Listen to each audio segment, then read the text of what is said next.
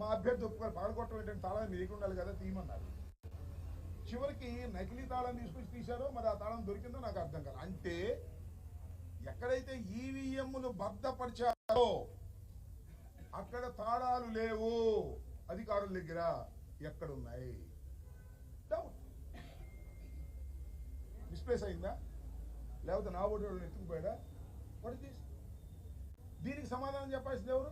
Election commission, independent authority, రాజ్యాంగ వ్యవస్థ, accountability ఉన్నటువంటి ఎన్నికల కమిషన్ దీనికి సమాధానం చెప్పవలసినటువంటి అవసరం ఉన్నది. అనుమానాలను తీర్చవలసినటువంటి అవసరం ఉన్నది.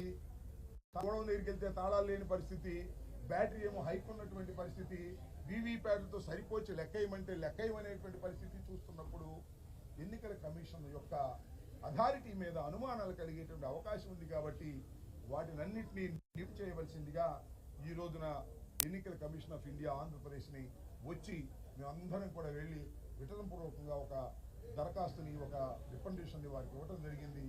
త్వరలో ఈ డౌట్స్ అన్నీ కూడా క్లారిఫై చేసి ప్రజాస్వామ్యాన్ని కాపాడటంతో పాటు ఎన్నికల కమిషన్ నిష్పక్షపాతంగా వ్యవహరించిందనేటువంటి భావన దేశవ్యాపితంగా ప్రజల్లో కలిగే విధంగా ప్రవర్తించగలరని మేము భావిస్తూ ఉన్నాం.